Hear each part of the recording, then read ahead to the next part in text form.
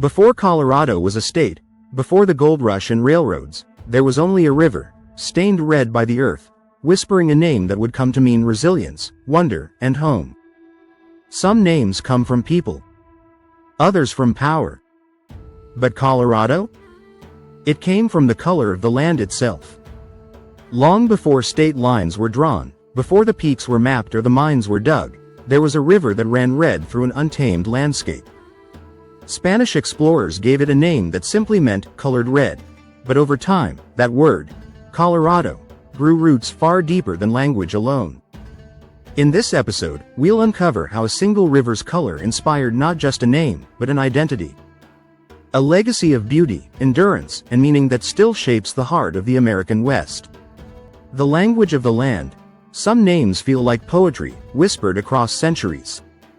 Colorado is one of them. It's a name that doesn't just describe a place, it colors it, literally and emotionally. But to understand where that name came from, you have to go back, long before Colorado was a state. Before the U.S. flag ever flew over its mountains. Back to when language was the only map, and the land spoke in colors. When Spanish explorers arrived in the 1500s and 1600s, they encountered a vast, rugged landscape. Towering peaks. Red canyons. Rivers tinted with a strange, earthy hue. They weren't just naming places, they were trying to make sense of what they saw, through the words they had. And when they came upon a river running thick with silt, its waters stained a deep reddish-brown from the rocks and soil of the high mountains, they called it Rio Colorado. The colored river. The Red River. Not just red in the way fire is red. Red in the way the earth bleeds after rain. In the way clay clings to your boots. Red in a way that feels ancient and alive. To the Spanish, the color told a story of the land's intensity. Its rawness. Its untouched beauty. So they gave the river a name that reflected that truth. Colorado. But this landscape had been speaking long before the Spanish ever arrived. For thousands of years, indigenous peoples had lived among these same peaks and rivers. The Ute, the Arapaho, the Cheyenne, and others, they had their own names, their own maps, drawn in memory and meaning.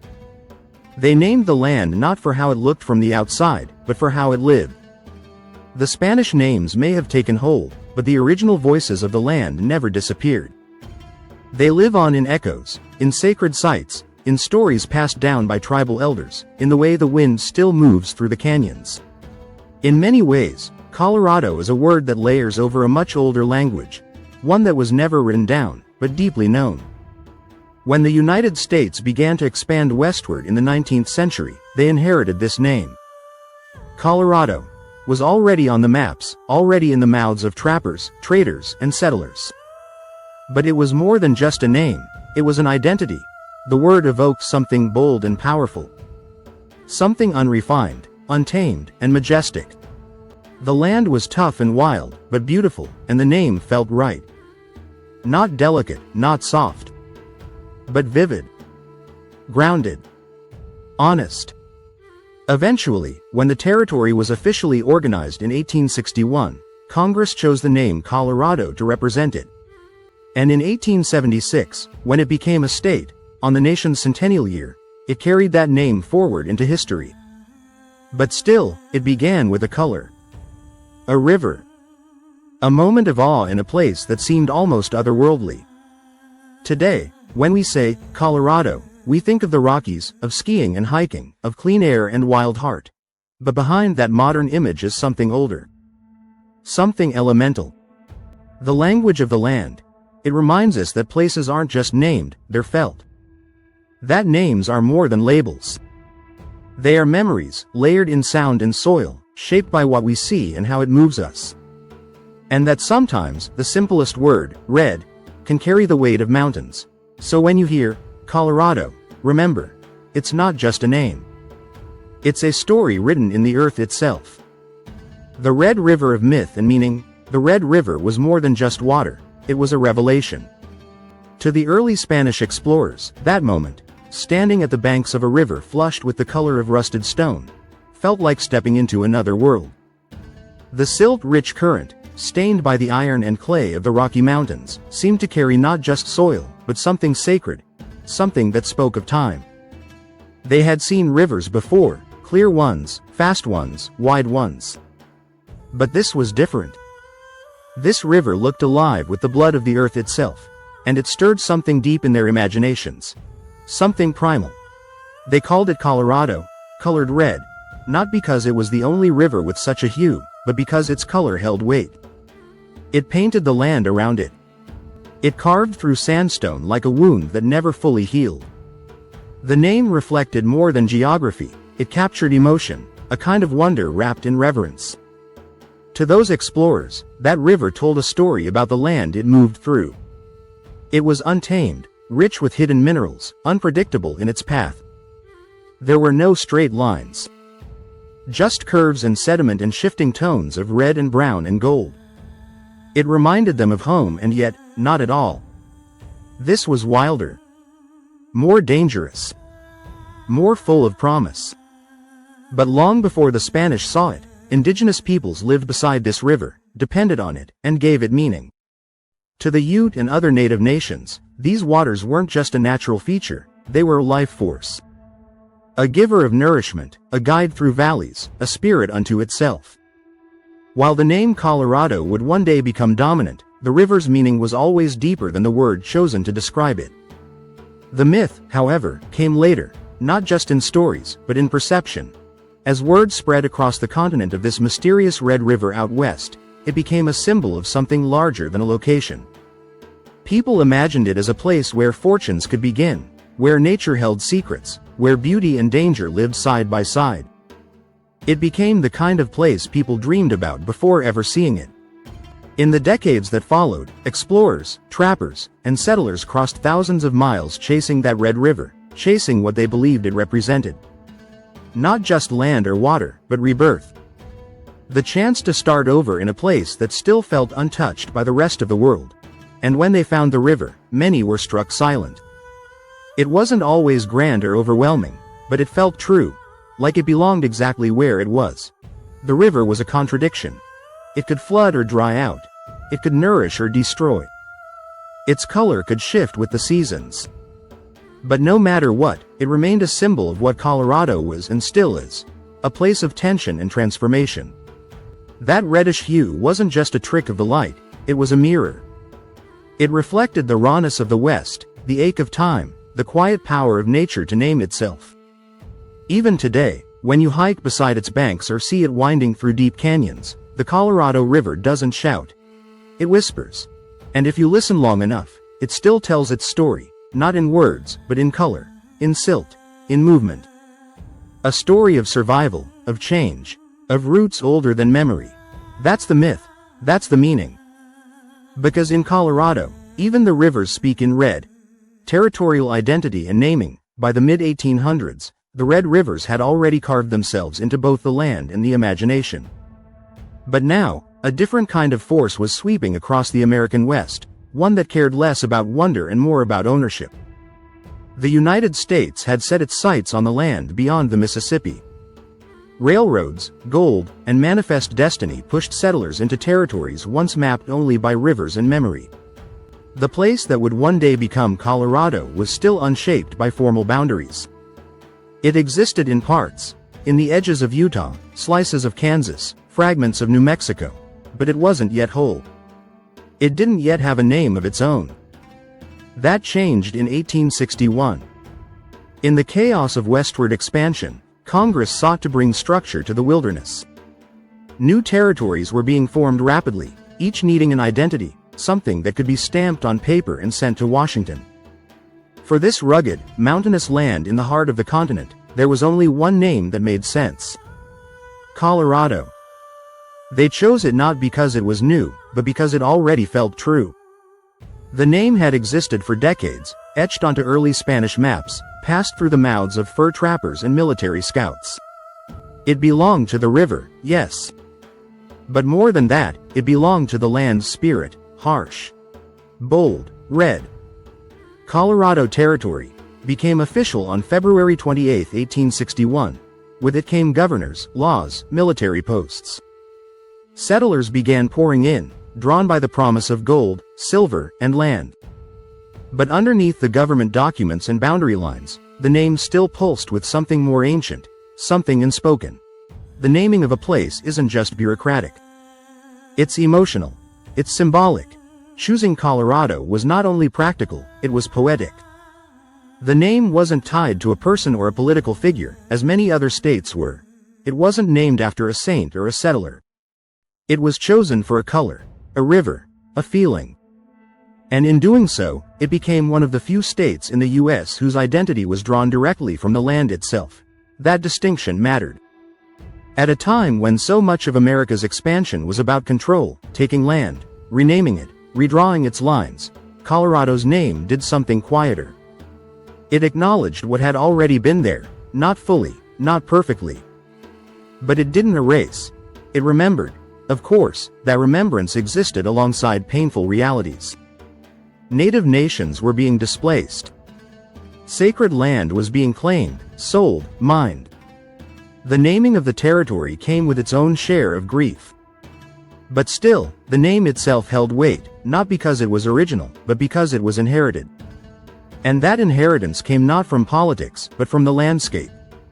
As towns rose and railroads cut through valleys, Colorado started to mean more than just red.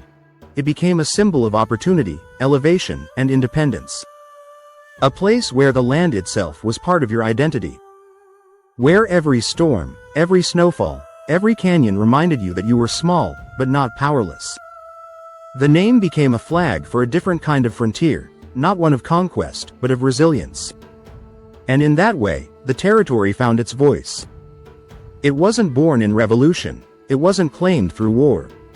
It was named by the river, colored by the land, and carried by the people who refused to be shaped by anything but the mountains. That's what made Colorado, Colorado. Statehood and symbolism. By the time the United States turned 100 years old, Colorado had grown from a rough, fragmented territory into something far more powerful. A symbol of what the country believed it could be. It was July 4, 1876, exactly 1 century after the Declaration of Independence. The Civil War was behind the nation, but its scars remained. The country needed something to believe in again. Something fresh. Something that looked like progress, and then came Colorado. On that day, Colorado officially became the 38th state of the Union. It wasn't just an act of governance, it was an act of hope. They called it the Centennial State, a title loaded with meaning. It was the nation's birthday gift to itself, a promise wrapped in the red, white, and blue, and grounded in the red clay of the West. But statehood didn't come easily. The land was rugged, isolated by towering mountains and unforgiving winters. Infrastructure was sparse. Railroads had only just begun to link east and west. And yet, the people who had come to Colorado, miners, homesteaders, immigrants, dreamers, they stayed. They built. They endured. And through all of it, the name Colorado endured too. By 1876, that name had begun to mean something deeper than its original translation. No longer just colored red, it had come to represent a way of life. A kind of quiet defiance. A sense of belonging not in spite of the land's harshness, but because of it. The rivers still ran red in places. The soil still bore the color of iron and time. But now, the people were part of that story too. They weren't just living in Colorado, they were becoming Colorado. The Centennial State carried a unique symbolism. It wasn't a founding colony. It wasn't part of the Civil War legacy. It was something new. A bridge between old ideals and future possibility. It sat at the geographic center of the West, but it also held a moral place at the heart of what America wanted to be. Resilient, resourceful, independent. The timing of its statehood, paired with the enduring strength of its name, gave Colorado a mythos that few states could match. It wasn't about political power or economic dominance, it was about identity. A state born in the mountains. Named for the river that first shaped it. And elevated, not just in altitude, but in spirit. And it wasn't just outsiders who felt that meaning. The people of Colorado leaned into it. They wore it like armor. the miners in Leadville, the ranchers in Pueblo, the railroad workers laying steel through the Rockies. Each of them was adding to the story of a state that was still writing itself. The red color that once caught the eye of a Spanish explorer now ran through the veins of a community, one built not on ease, but on effort. Not on wealth, but on wonder. That's the quiet truth of Colorado's statehood. It wasn't about becoming part of something bigger. It was about standing as something distinct. A land that didn't beg for attention, but commanded it. A people who didn't ask for permission, but made their place. So when Colorado stepped into statehood in the nation's 100th year, it wasn't just another star on the flag. It was a symbol, a crimson-hued echo of where we've been, and how far we're willing to go to find who we really are. The enduring echo of red. Some names fade with time, others deepen. Colorado has never been just a name etched on a map. It's a pulse that runs through mountains, canyons, and memory. Long after the river was first called Colorado, long after statehood, railroads, and even modern cities, the color red still lingers in the soul of the land. Stand in the heart of the Rockies at sunrise, and you'll see it. The peaks catch fire with morning light, burning crimson and copper before the sun fully rises. It's not just beautiful. It's alive. The same red that once swirled through the silt-filled rivers now coats the cliffs and paints the sky. That color has become more than a geographic feature. It's a symbol of spirit, of survival, of something untouched and eternal. In a country constantly racing forward, Colorado remains a place where the past still whispers. The land doesn't forget. And neither does the name. Every time someone speaks the word, Colorado, they're unknowingly reciting centuries of story. Of explorers stunned by unfamiliar beauty. Of indigenous people whose deep relationship to the land was never captured by Spanish or English names, but whose wisdom still breathes through the forests and windswept plains. They're speaking of miners who risked their lives for slivers of silver buried in red rock. Of homesteaders who built lives at impossible altitudes. Of rail workers who connected coasts by cutting through mountains that refused to move. They're invoking a name that didn't come from conquest or fame, but from the color of the land itself. In the modern world, it's easy to forget the origins of the names we use. Colorado could just be another place to visit, another spot on the list. But if you slow down long enough to listen, you'll realize it still carries the rhythm of the river it was named for. Still echoes with the boldness of the frontier. Still bleeds red into every sunset and storm. And perhaps more than any other state, Colorado's name continues to reflect its people. People who live high but stay grounded. People who know how to endure winters, of weather and of life. People who don't just pass through the mountains, but belong to them. The enduring echo of red is more than physical. It's emotional. It's in the grit of someone hiking a 14,000-foot peak just to feel small again. It's in the eyes of a rancher who's seen both drought and flood and keeps going. It's in the laughter of a child watching snow fall for the first time, against the backdrop of rust-colored stone. Red is the color of effort, of intensity, of memory. And Colorado, the word, the place, the promise, still wears it proudly. So as you read that name on a sign, or speak it aloud in conversation, pause for just a moment. Know that you're not just saying, Colorado. You're invoking a name born from rivers, shaped by mountains, and carried by every soul who's ever found something worth holding onto in this wild, unyielding place. The echo is still there, and it's still red. The story of Colorado reminds us that names are more than labels. They're memories held in the land. A river's red hue. A mountain's quiet defiance. A people's unwavering spirit. When we speak the name Colorado, we speak centuries of courage, connection, and color that still echo through the canyons and skies. If this story touched something in you, if it made you pause, reflect, or remember, please like, comment below with your favorite memory of Colorado, or a place that feels like home, and subscribe to explore more untold stories behind the names we so often take for granted. And if you know someone who needs a reminder of the beauty in our roots, share this video. Let's keep these echoes alive.